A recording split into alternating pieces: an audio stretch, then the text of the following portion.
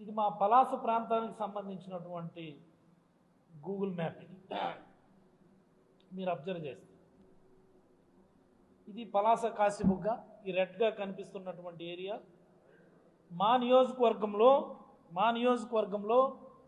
గ్రీన్గా కనిపిస్తున్నటువంటి ఏరియా ఇది ఉద్దానం గూగుల్ మ్యాప్స్లో చాలా క్లియర్గా మనకు కనిపిస్తుంది గ్రీన్గా ఈ ఉద్దానం అక్కుపల్లి ఉద్దానం ఏరియా ఎక్కడైతే గ్రీన్గా మీ గూగుల్ మ్యాప్స్లో కనిపిస్తుందో మీరు తిన్నగా తీసుకొచ్చి అక్కడే ఎయిర్పోర్ట్ కడతామంటే ప్రజల యొక్క సెంటిమెంట్స్ దెబ్బతినవా? ప్రజలు ఆలోచించరా? ఇంకా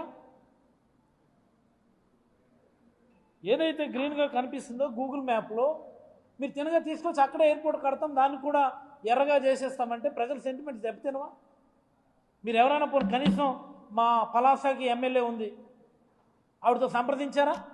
కలెక్టర్ కానీ మంత్రి కానీ ఇదిగో మీ నియోజకవర్గంలో మేము ఎయిర్పోర్ట్ కడతాము, ఏ ప్రాంతంలో మీకు అనువుగా ఉంటుంది, ఎక్కడ గవర్నమెంట్ ల్యాండ్స్ ఉన్నాయనేది మీరు కనీసం మా ఎమ్మెల్యేని అడిగారా?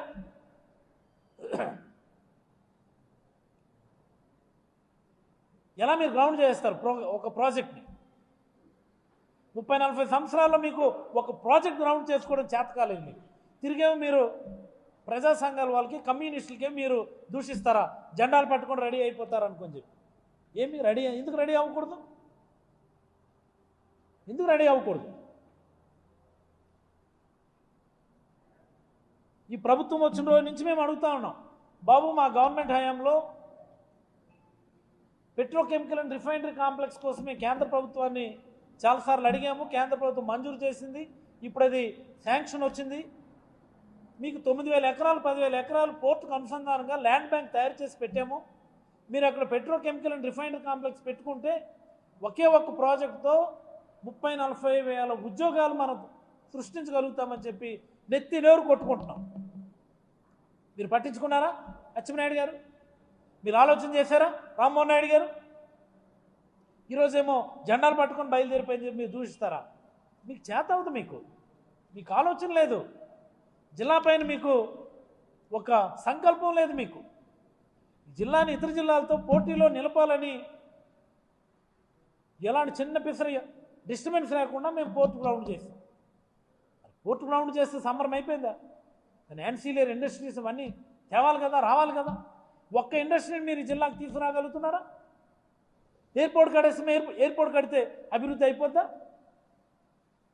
రాజమండ్రిలో ఎయిర్పోర్ట్ ఉంది,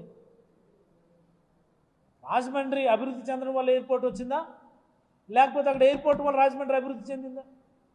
I'm just asking the question. Kadapa అభివృద్ధి చెందడం వల్ల అక్కడ ఎయిర్పోర్ట్ వచ్చిందా, లేకపోతే ఎయిర్పోర్ట్ వల్ల కడప అభివృద్ధి చెందిందా? కర్నూలు, తిరుపతి ఎయిర్పోర్ట్ అనేది అవసరం వచ్చినప్పుడు ఎయిర్పోర్ట్ కట్టడమో పద్ధతి. ఎయిర్పోర్ట్ కట్టి ప్రాంతాన్ని అభివృద్ధి చేస్తామంటే ఇలా మాకు పక్కనే బెరంపూర్ ఉంది, అక్కడ కూడా ఎయిర్పోర్ట్ ఉంది, మాకు అక్కడికి ఏ విమానాలు రావట్లే, వైజాగ్కే విమానాలు రావడం లేదని గొడవ చేస్తున్నారు. ఆంధ్రజ్యోతిలో మొన్న రాశారు కదా, రాశారు అన్ని విమానాలు క్యాన్సిల్ అయిపోతున్నాయి. విజయవాడ విమానాలు 2 క్యాన్సిల్ అయిపోయినాయి. వైజాగ్ నుంచి కౌలాలంపూర్ వెళ్ళే విమానం క్యాన్సిల్ అయిపోయింది, వైజాగ్ నుంచి సింగపూర్ వెళ్ళే విమానానికి అన్నీ క్యాన్సిల్ అయిపోతున్నాయి, దృష్టి పెట్టండి మంత్రి గారు, విమానాలు ఎగిరిపోతున్నాయని చెప్పి ఆంధ్రజ్యోతిలో రాశారు. వైజాగ్ ఎయిర్పోర్ట్కే దిక్కుమొక్కు లేదు, మీరు వచ్చి మా పలాసలో ఉద్దానంలో ఎయిర్పోర్ట్ కట్టేస్తారు, తద్వారా మా ఉద్దానం అభివృద్ధి చేస్తారు. ఏంటి పిచ్చి ఆలోచనలు? ఎయిర్పోర్ట్ కట్టాలని అనుకున్నా ఆప్టిమల్ ప్లేస్ అనేది ఐడెంటిఫై చేయాలి కదా. అక్కడ ఉంది సాల్ట్ ల్యాండ్ ఉంది, 1800 ఎకరాలు ఉంది మా నియోజకవర్గంలో, ప్రభుత్వ ల్యాండే, మీరు కేంద్రంలో భాగస్వామ్యంగా ఉన్నారు, కట్టండి అక్కడ. తమాషా మాటలు మాట్లాడదు. 4 దశాబ్దాలుగా ఈ జిల్లాకు చేసింది మీరు 0. అందుకే ఈ జిల్లా అట్టడుగు స్థానంలో ఉన్నది తలసరి ఆదాయం. ఒక్క ప్రాజెక్ట్ మీరు తెచ్చుకోలేకపోయినారు.